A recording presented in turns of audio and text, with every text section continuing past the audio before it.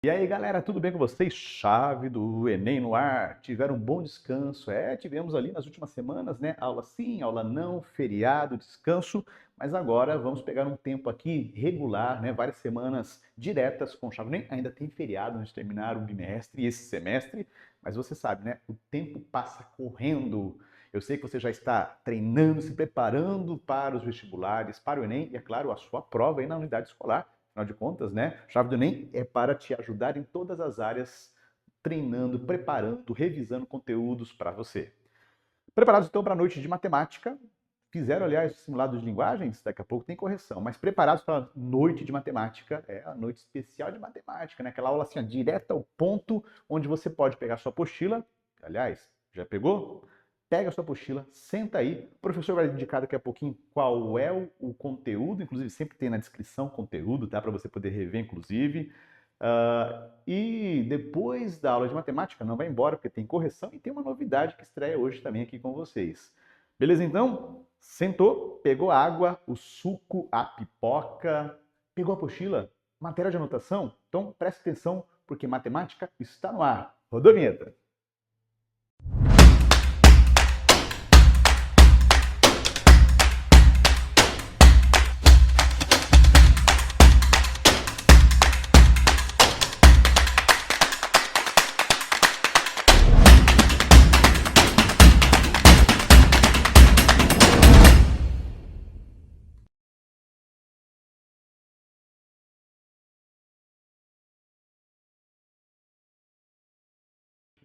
Olá, meu aluno, tudo bem com você? Professor Rubens aqui para mais uma aula de matemática, a melhor matéria de todas. Chama todo mundo, chama teu pai, teu amigo, teu vizinho, teu cachorro, teu colega, teu papagaio. Reúne todo mundo aí para assistir uma aula fantástica. Aula de quê, professor? Aula de conjuntos e probabilidade, teoria de conjuntos e probabilidade. Lembrando que nós não vamos falar hoje da probabilidade condicional, ok? Nós vamos falar da probabilidade que está relacionada com conjuntos, que é aquela mais simples, que também cai bastante em vestibulares. Fechou? Preparados? Vamos lá! O que é conjuntos? Conjunto é uma coleção bem definida de objetos distintos, chamados de elementos. E a gente considera cada um desses elementos como sendo um objeto único, ok? Vamos tentar entender cada terminologia que ele nos apresentou aqui. Primeiro, coleção bem definida. O que é uma coleção, professor? É uma reunião de objetos ou de elementos. E ela precisa ser bem definida. As características para entrar dentro dessa coleção precisa ser bem clara. Distintos, a gente tem de diferentes formas. Imagina que você tem uma coleção de sapatos. Tem um cara aí, uma mulher muito rica aí, que tem no seu closet vários tipos de sapatos diferentes. E lá nesses tipos de sapatos não pode ter repetição. Então você vai ter um sapato verde, um sapato azul, um sapato amarelo, um sapato rosa para quem gosta, um sapato cor bege, mas não pode repetir, tá? E eles são considerados únicos porque eles são elementos essenciais específicos de cada conjunto. Então, recapitulando, bem definida porque há um critério claro que determina se um objeto pertence ou não àquele conjunto, distinto porque não há repetição do elemento lá dentro do conjunto, e elementos são os objetos que compõem o próprio conjunto em si, assim como eu falei dos sapatos. Pertinência, a gente vai usar o símbolo do ezinho para indicar que um elemento está dentro ou não daquele conjunto, ok? Você nunca pode dizer que, por exemplo, 2 está contido nos números naturais. Você não pode usar a terminologia contido. A gente usa contido, conter, para dois tipos de conjuntos. Quando a gente trabalha com elementos dentro de um conjunto, a gente usa terminologia pertence ou não pertence, tá? Exemplo, -3 não pertence ao conjunto dos números naturais, porque nos naturais só entra o zero e os números positivos, ok? Olha lá, o A pertence, o Azinho pertence ao conjunto A. A gente utiliza o Ezinho. Olha que interessante, quando a gente fala de elementos dentro de um conjunto, a gente utiliza a letrinha minúscula. Quando a gente fala em conjunto, o próprio conjunto em si, a gente usa a letra maiúscula. Então, olha embaixo ali. Bzinho não pertence ao conjunto A. Ok? Algumas notações que são bastante importantes, e se você ainda não conhece, é o momento de você printar a tua tela para você ter o conhecimento, são esses tipos de notações. Por exemplo, a gente tem o A, C, B. O que esse C representa, professor? A está contido em B. Traduz para o português, professor. Significa dizer que o A está dentro do conjunto B. Logo, o A é um subconjunto de B. Ok? Imagina aquelas bonecas russas que você abre, é a mesma coisa. Você abre o B, lá dentro está o A. É mais ou menos isso. A usão B. O que é isso, professor? É a união de elementos. Você vai unir os caras que estão dentro do conjunto A com os caras que estão dentro do conjunto B. A gente mais para frente vai ver detalhadamente cada um desses. A, U de cabeça para baixo, B. É o A intersecção B. A intersecção são elementos que estão nos dois ao mesmo tempo. Você agora não vai unir os dois, você vai pegar só o que tem em comum. A menos B é a diferença entre A e B. Elementos que estão em A e não estão em B. A e o C na parte de cima significa o complementar de A. Vamos pensar o seguinte, vamos pensar que a gente tem o conjunto dos inteiros. Quem seria o complementar dos inteiros? O complementar dos inteiros seria os naturais, seria os racionais, que aí você está juntando todo mundo. Outra forma de pensar, quem seria o complementar dos naturais? Seriam os inteiros, que completam o conjunto, né? E assim a gente vai iniciando.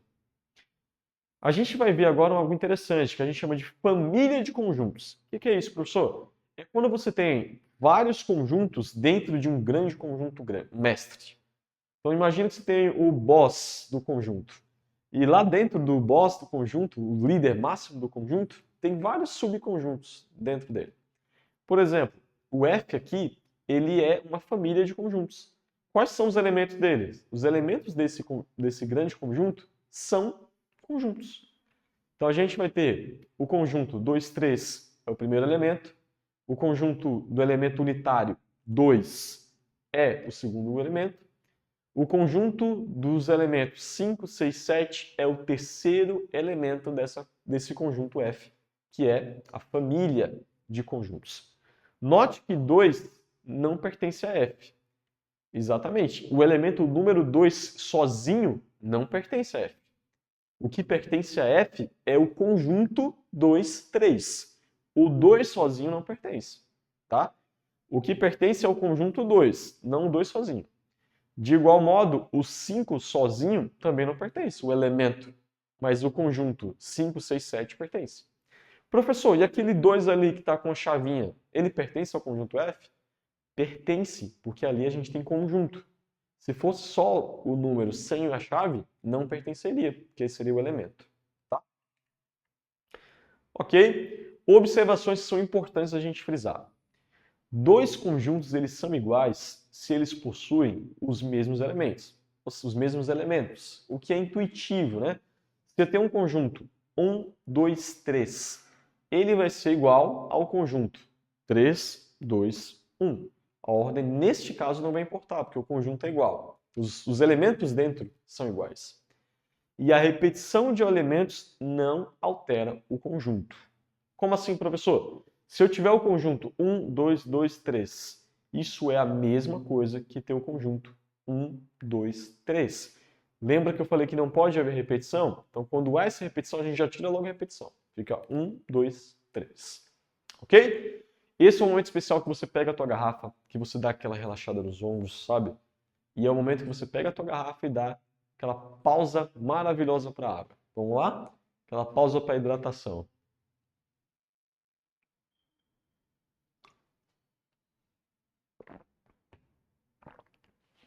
Muito bem. Já hidratados, vamos dar sequência agora para a gente entender as operações que os conjuntos trazem para nós. Beleza? A primeira operação que nós vamos ver hoje é a operação de união. Eu já dei um spoiler lá no início da aula, mas agora a gente vai ver aprofundado o que cada coisa, o que cada terminologia vai representar, tá bom? Então, olha só, o que é união? O conjunto união de A com B é formado pelos elementos que pertencem a B ou aos dois ao mesmo tempo. Então, a gente vai pegar os caras que estão em A, todos os números que estão em A. Nós vamos pegar todos os números que estão em B e nós vamos pegar o número que está junto. Todos eles. Nós vamos colocar eles e a gente vai achar um único valor. Um único conjunto. Como é que a gente lê, professor? A união B, assim que a gente lê. E a gente tem o nosso exemplo aqui. Então, dados conjuntos A, menos 3, menos 2, menos 1, 0, e o conjunto B, menos 1, 0 e 1, a gente tem que a união desses conjuntos será pegar os elementos de A, menos 3, menos 2, menos 1, 0, e pegar os elementos de B, que é o menos 1, o 0 e 1. Note comigo o seguinte, veja, nos dois conjuntos A e B aparece menos 1 e 0. Agora a gente não escreveu, observe que não está escrito menos 3, menos 2, menos 1 de novo, porque aparece no B, não está escrito isso. Volta lá comigo. Quando tem 1, 2, 2 e 3, é a mesma coisa que retirar essa repetição. Então o que a gente fez aqui foi retirar a repetição, tá? A gente pode representar essas operações de conjuntos que me fornecem um novo conjunto através de um diagrama muito famoso, que é chamado de diagrama de Venn. Foi o próprio Venn que desenvolveu esse tipo de raciocínio por meio de diagramas. Olha que interessante. A gente tem aqui o conjunto A, de um lado, que são os elementos menos 3, menos 2, menos 1, 0. A gente tem o conjunto B, que é menos 1, 0 e 1, lá do lado do conjunto azul. E a gente vai ter o conjunto da união. Quem vai ser a união, professor? Seria você pintar todos os dois lados. Então, todo mundo que está pintado está dentro da união. Isso que é a união de dois conjuntos. E a união desses conjuntos me fornece um novo conjunto, que é o conjunto união. Professor, então o que seria essa parte verde aí? Essa parte verde seria todo o espaço que a gente está trabalhando. Tá? E essa observação aqui, gente, ó, se você não conhece, é hora de você anotar. Como é que a gente descobre quantos elementos tem dentro do conjunto da união? Quantos caras tem lá dentro? Para você saber quantos caras tem, você vai fazer número de elementos que eu tenho no conjunto A, mais número de elementos que eu tenho no conjunto B, menos a intersecção. O que é isso, professor? O que acontece nos dois ao mesmo tempo. Você vai tirar as repetições. Pensa comigo, quantos elementos tem aqui no conjunto A? A gente tem 4 elementos. No conjunto B, a gente tem quantos elementos? 3 elementos. Então, 4 mais 3 vai nos dar 7. Só que desses 7, quantos se repetem? O 1, o menos 1 e o 0. Tem 2 repetições. Então, nós vamos tirar 7 menos as 2 repetições. 7 menos 2, 5. Agora, conta comigo quantos elementos a gente tem lá no conjunto da união. A gente tem o menos 3, a gente tem o menos 2, a gente tem o menos 1, o 0 e o 1. 5 elementos. Então, de fato, essa nossa regra, né, essa nossa fórmula, ela funciona. Se você quer descobrir quantos elementos tem dentro de cada conjunto da união ou da intersecção, a gente utiliza essa nossa fórmula. Tá bom? Vou dar uma pausa para você printar. 1, 2, 3, printa a tela. Muito bem, isso aí. Vamos lá para agora a nossa operação de intersecção, que já deu um spoiler do que seria. A intersecção é o conjunto formado pelos elementos comuns de A e B. É o que aparece nos dois. O que é que tem nos dois ao mesmo tempo? É esse cara que você vai utilizar. Vamos lá. A intersecção B. Como é que a gente faz? Olha o diagrama de Venn como é que fica. A gente tem do lado de laranja o conjunto A, de azul o conjunto B. E a gente só pinta agora o meio, que representa o que está nos dois ao mesmo tempo. Então a gente vai pegar agora só os caras que aparecem ao mesmo tempo. Dado o conjunto A, o mesmo conjunto, menos 3, menos 2, menos 1 e 0. E B, menos 1, 0 e 1. Agora eu quero o que aparece nos dois. Quem que aparece nos dois? Menos 1 e 0. Esse vai ser o valor da nossa interseção. Diferença, professor. O que vai ser a diferença? O conjunto da diferença de A e B é formado pelos elementos de A. Olha atenção, presta atenção nessa ordem, hein? Os elementos de A que não pertencem a B. Então você vai pegar todos os caras de A que não estão dentro do conjunto B. Professor, se fosse B menos A, aí seria o contrário. Eu iria pegar os elementos de B que não estão em A. Então, neste caso, a ordem que você escreve importa e muito, tá? Presta atenção nessa diferença aí para você não confundir as coisas. Fechou? Beleza? Como seria então essa diferença, professor? Se a gente seguir essa ordem A menos B, a gente vai pegar todos os caras de A. Veja que só o A está pintado.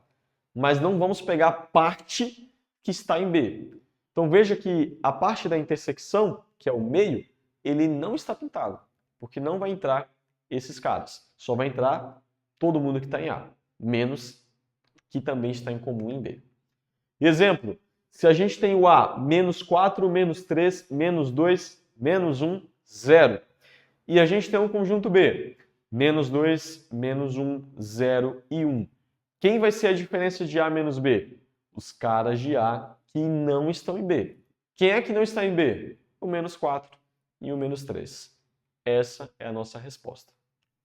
Beleza?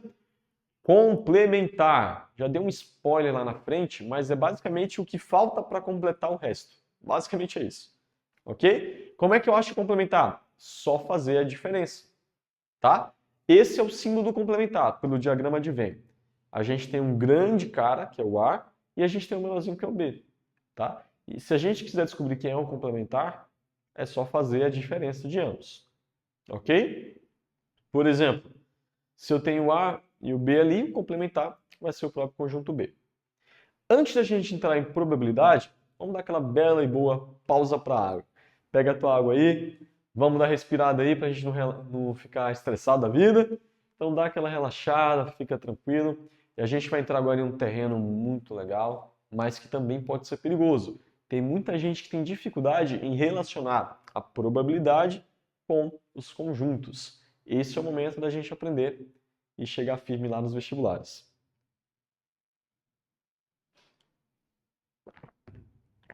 Ok. Probabilidade, professor. O que é isso? A probabilidade de um evento, ele vai ser sempre a razão, ou seja, a divisão, entre o número de casos favoráveis sobre o número total de casos possíveis. Em cima tem os casos que eu quero que ocorra. Quantos casos eu quero que ocorra? Vai estar lá em cima. Quantos casos tem ao total? Vai ficar embaixo. Esse N de E, que são os casos favoráveis, e esse N de S, que são os casos possíveis, eles recebem alguns nomes, e são nomes muito interessantes. A gente vai chamar esse Ezinho de evento, e o N de número de casos do evento. Esse S é o espaço amostral, tudo que é possível. E esse N de S é elementos, quantidade de elementos no espaço amostral. Então, se a gente quer saber o que é um espaço amostral, é o conjunto de todos os possíveis resultados de um experimento aleatório. E o que é o evento? É qualquer subconjunto desse espaço amostral. Ou seja, um ou mais resultados que nos interessam. Ok? Vamos lá para a prática, professor, para a gente poder entender melhor. Olha um exemplo aqui de espaço amostral. No lançamento de um dado, a gente vai ter o espaço amostral deste dado como sendo 6 números dele.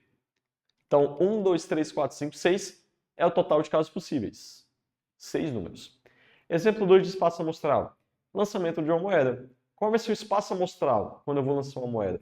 É o total de possibilidades que eu tenho. Eu só tenho 2. Ou ela vai ser cara, ou ela vai ser coroa.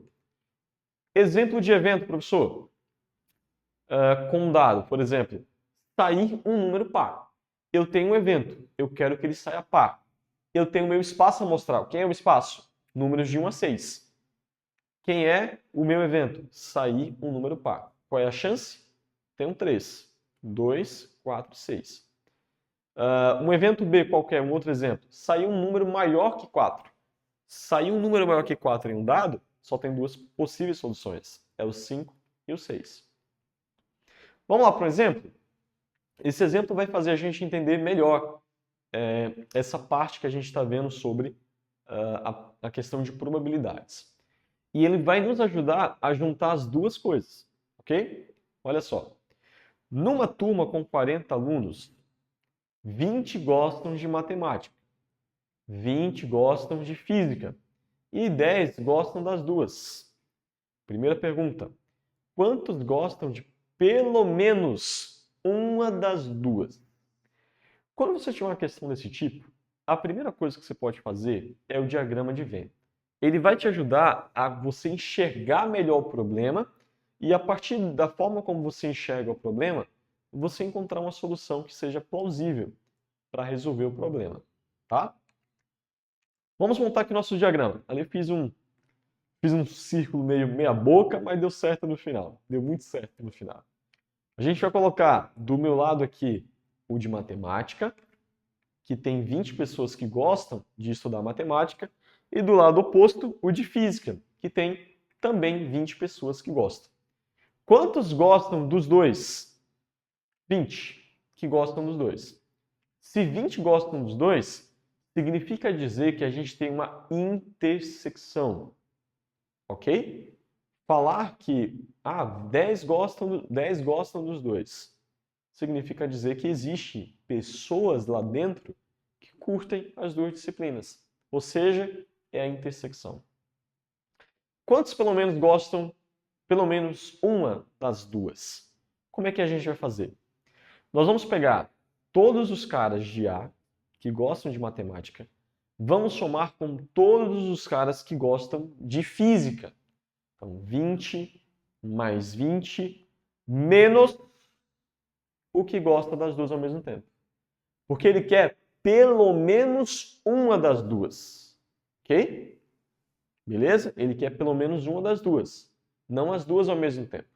Então você vai pegar 20 mais 20 menos 10. 40 menos 10, 30. Quantos gostam apenas de matemática? Se você falar para mim que é 20, você vai estar cometendo um grande pecado, hein? Um grande erro. Não é 20. Por quê, professor? 20 são os que gostam de matemática. Só que dentro desses 20, existe 10 que gostam das duas. Esqueça um pouco o diagrama, o círculo que tem ali a física e olhe somente para o círculo que tem matemática. A gente tem 20 que gostam de matemática, só que 10 desses 20 estão lá dentro de física também. Ele gosta das matérias de física, ele gosta dos cálculos da física. Então como é que a gente faz? A gente faz 20 menos 10 que gostam de física. 20 que gostam de matemática menos 10 que gostam das duas ao mesmo tempo. Então só gostam de matemática mesmo, só matemática, apenas matemática, 30 alunos. E de apenas física, professor? A mesma coisa, 20 menos 10, 30. Muito bem, meu aluno. Espero que você tenha gostado dessa nossa aula. A gente falou sobre conjuntos, falamos nas operações dos conjuntos, que incluiu a união, a intersecção, a diferença. Falamos também da probabilidade e como a gente relaciona a probabilidade com conjuntos, através ali do espaço amostral e do diagrama de Venn, ok? Esse é um momento muito importante que você tem de tentar retirar suas dúvidas. Se ficou alguma coisa que não ficou bem esclarecido, retorna no vídeo para você compreender melhor a resolução, para você compreender melhor a explicação. Você vai ter a oportunidade de fazer agora o simulado 10. faz com calma, capricha, manda ver, que nós teremos no nosso próximo encontro a resolução do simulado de número 10. Valeu, gente. Forte abraço. É isso. E tchau.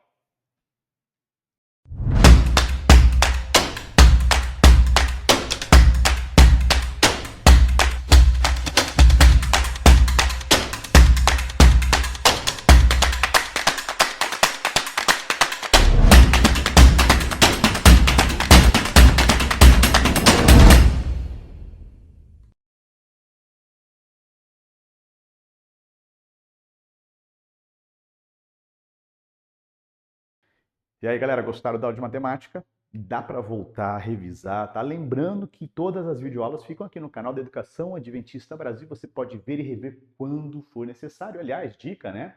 Dá uma olhadinha sempre nos vídeos na véspera de prova para você também poder rever. Afinal de contas, nós seguimos a sua linda apostilinha. Cada componente tem 2 aulas por bimestre, então dá para revisar bastante coisa. Em vez de ficar perdido navegando no YouTube antes da prova, vem direto aqui no canal da Educação Adventista Brasil e, sobretudo, aqui na nossa playlist do Chave do Enem. Lembrando que na descrição nós colocamos o conteúdo, nós colocamos ali, né, a descrição daquilo que foi trabalhado na aula para facilitar, inclusive, a sua busca. E, aliás, você pode, inclusive, né, buscar materiais de qualquer série, primeira, segunda, terceira série, também fica aqui no playlist. Quem sabe você quer adiantar ou voltar um tempo ali para você poder estudar quando e onde você quiser. Combinado, então? Que bom que você não foi embora, porque matemática já passou, agora tem as correções. Só observação, nós faremos a correção de literatura, uma questão técnica, na semana que vem, juntamente com a de matemática, tá? Hoje nós teremos, então, língua portuguesa e língua inglesa, só que antes tem uma super estreia. Você gosta de dica? Eu gosto de dicas. Eu gosto sempre de ter dicas daquilo que eu tenho interesse, então eu busco, né, nas redes sociais, busco no YouTube. E nós montamos para vocês algumas dicas para Enem. Sim, então, de vez em quando, aqui nessa transição entre aula e resolução, você vai ter agora um novo material chamado Chave de Ouro. É a chave de ouro, a dica de ouro para você mandar muito bem no Enem. Nós temos um convidado especial, o professor Michel Tutz, a partir de agora chamado de Tutz, que vai compartilhar em alguns momentos durante todo o restante do ano a chave de ouro, a dica de ouro para você mandar bem. São dicas, por exemplo, explicando o que é o Enem, falando de datas, lembrando você, né, que é importante fazer inscrição no Enem quando abrir, nós vamos avisar aqui também, dando dicas de estudos e, sobretudo, falando de redação. A gente não falava de redação, a partir de agora a gente vai começar a falar também de redação aqui. Diquinhas de ouro para você anotar, falar com sua professora de redação, professor de redação e, é claro, treinar também esse outro aspecto que é a redação. Gostou da novidade? Então, depois da vinheta, começa nosso primeiro episódio de Chave de Ouro e depois tem correção. E eu e você nos encontramos, então, depois também, na semana que vem, com a aula de Ciências da Natureza. Não se esqueça também, depois da correção, abre o simulado de matemática. Combinado, então? Rodou vinheta!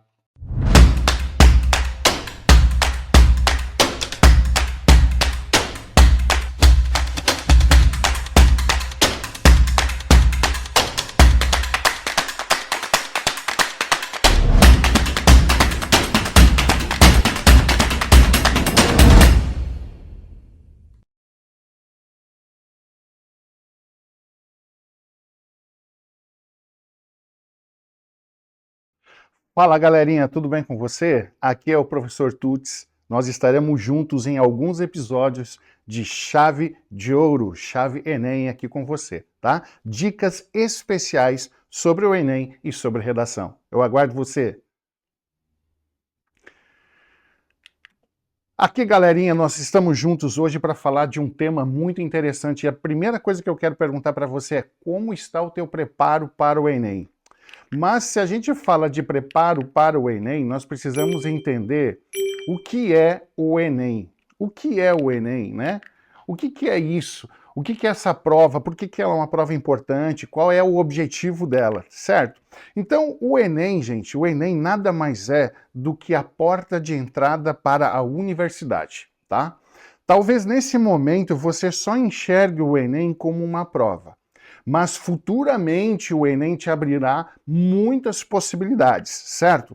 O Enem começou ali como uma proposta para avaliar o ensino médio, certo? Era uma proposta de você concluir o ensino médio e fazia uma prova. Ele foi criado em 98 e o objetivo era avaliar, então, o objetivo fim, ali o desempenho escolar, né, da educação básica. Entretanto, o Enem ele ganhou tanta repercussão que ele passou a ser uma prova classificatória, tá? Ela passou a dar oportunidade de muitos alunos, por uma maneira federal, de conseguir então adentrar a uma universidade, certo? Por que prestar o Enem? Essa é a grande pergunta. Você que está aí primeiro, segundo ano, você que está já no terceirão, né? Por que prestar o Enem? Estamos aí às portas de começar aí a nossa inscrição para o Enem. Então, por que prestar? Primeiro, ingressar numa universidade pública, por meio do SISU, certo? Nós vamos comentar sobre isso. Conseguir bolsa ProUni, também há uma possibilidade enorme para isso, mas eu preciso fazer o Enem. Financiamento dos seus estudos, FIES, ok? E acesso à universidade no exterior. Também pelo Enem isso é possível. Então veja quanta coisa interessante e motivos excelentes para você fazer o Enem. Qual que é a estrutura da prova? Vamos lá, vamos bem rapidinho aqui. São 2 dias de prova, certo? Nesses 2 dias nós teremos ao total 180 questões. Isso mesmo, 180 questões, divididas em 90 no primeiro dia, 90 no segundo dia. Agora, há uma coisa muito importante, que no primeiro dia nós temos, além das 90 questões, mais uma produção textual, uma redação, é isso mesmo, certo? E essa redação, ela é vital para a sua classificação nesse exame, ok? Por que é tão importante assim? Por que a gente bate tanto? Por que é um programa da Rede de Educação Adventista sobre o Enem? Por que ele tem essa importância tamanha? É a forma mais democrática, é isso que você precisa entender. É a forma mais democrática de acesso à universidade e ao ensino superior. A nota pode mudar o seu futuro, entende? É muito mais democrático você entrar na universidade por meio do Enem do que por um vestibular. Vai por mim, acredita no que o Tuti está falando para você, ok? Então, nós vimos aqui uma coisa muito importante, e eu, se fosse você, ficaria ligado em todas essas dicas de ouro aqui do Chave do Enem. Valeu, a gente se vê por aí.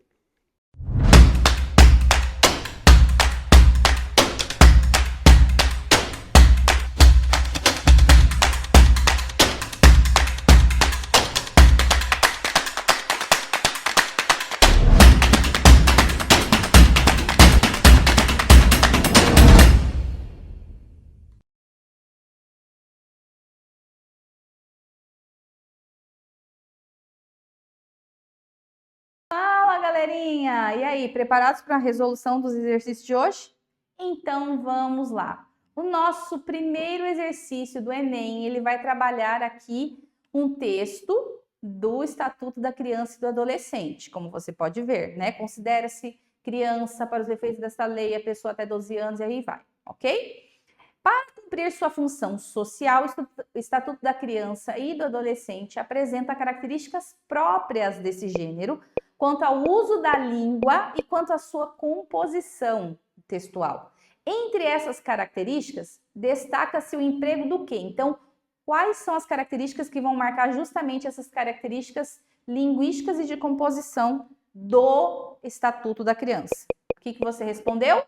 Se você colocou a alternativa B, você acertou. Palavras e construções que evitem ambiguidade. Uma lei, se ela é ambígua, ela vai dar margem a várias interpretações, o que não pode acontecer, tá? Agora, alternativa A, por que não é? Repetição vocabular para facilitar o entendimento. Gente, de novo, a repetição vocabular num texto como esse, formal, não seria bem vista. Então, não seria essa uma característica própria desse gênero, tá? Nem expressões informais, a gente está falando de uma lei, nem, por exemplo, frases na ordem direta para apresentar as informações mais relevantes, não necessariamente, tá? É claro que isso pode facilitar, mas não que essa seja uma característica específica deste gênero.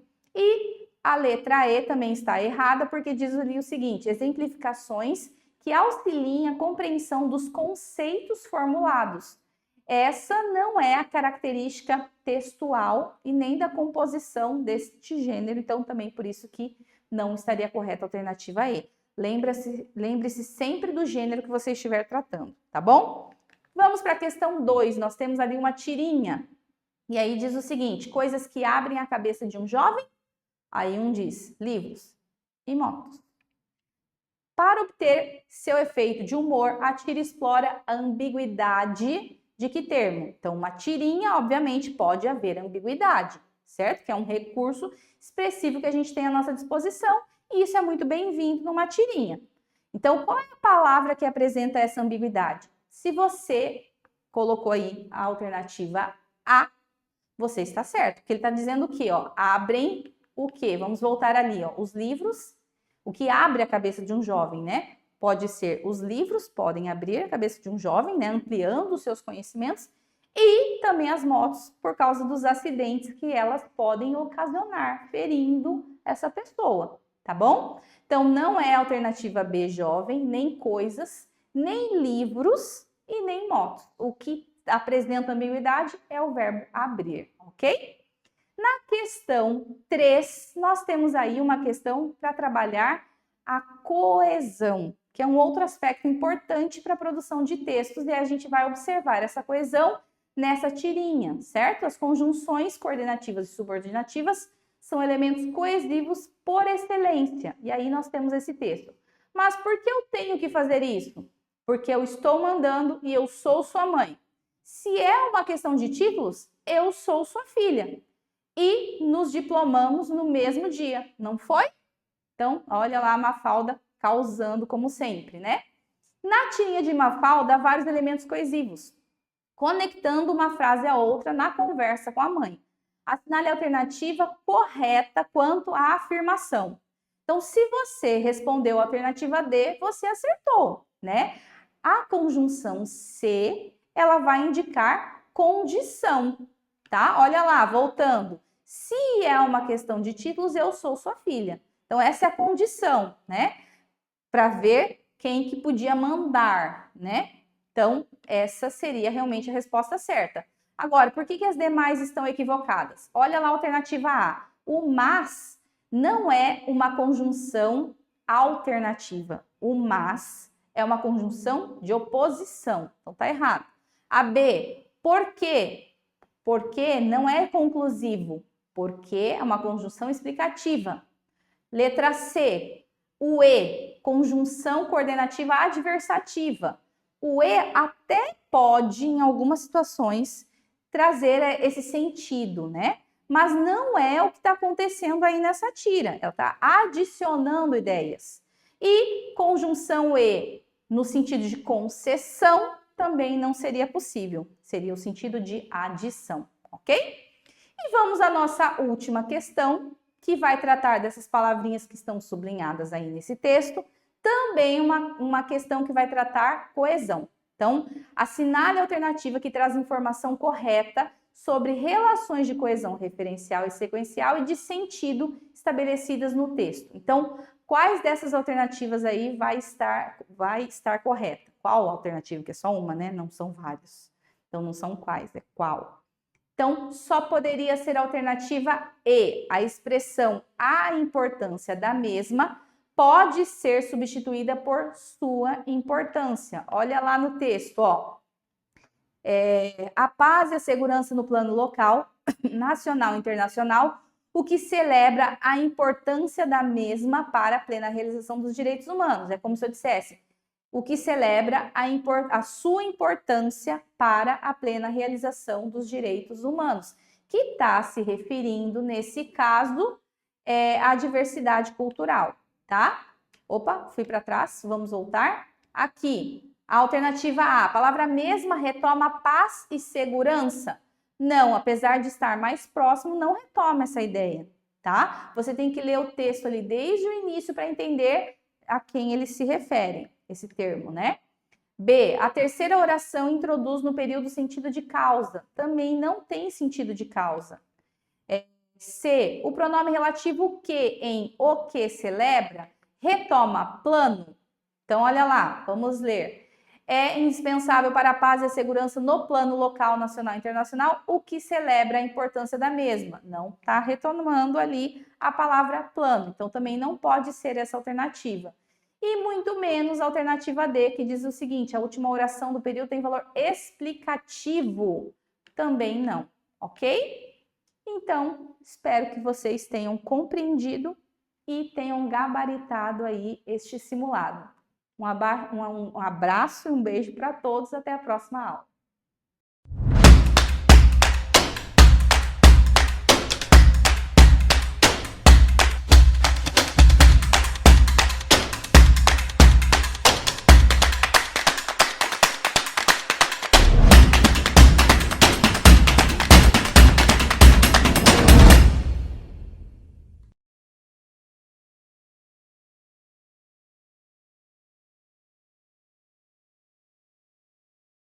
Hey everybody, welcome back! Vamos então para a resolução das questões de língua inglesa. Parabéns, hein, gente? Gostei do resultado, gostei.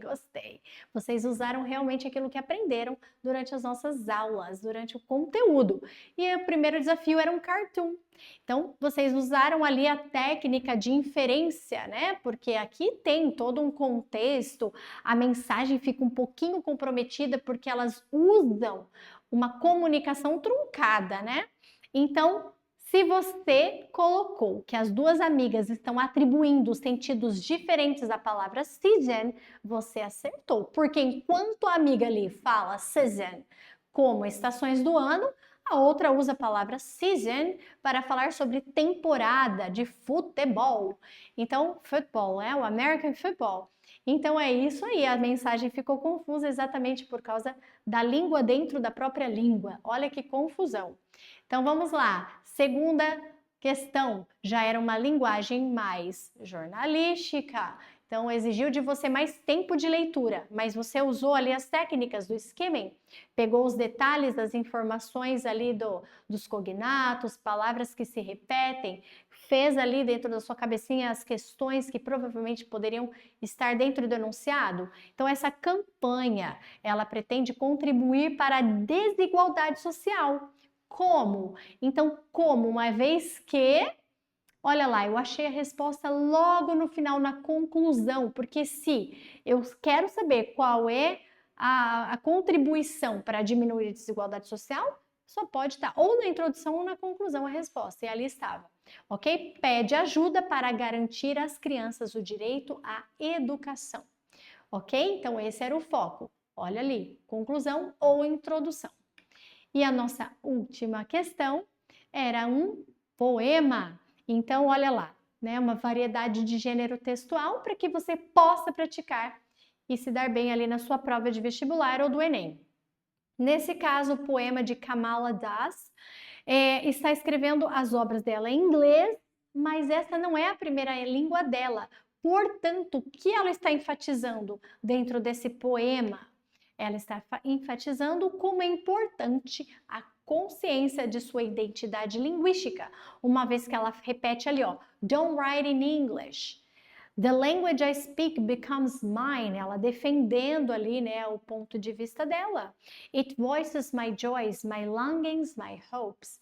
Então, quando falam não escreva em inglês, ela se defende colocando ali yes, become mine, porque se eu estou usando, eu estou tendo propriedade dessa língua, ok? Então, é a consciência da sua identidade linguística, fechou? Ok? Então, ali exigiu de você interpretação e não tradução apenas. Alright, guys, thank you so much. Parabéns aí pelos seus resultados e a gente se vê. Bye, bye!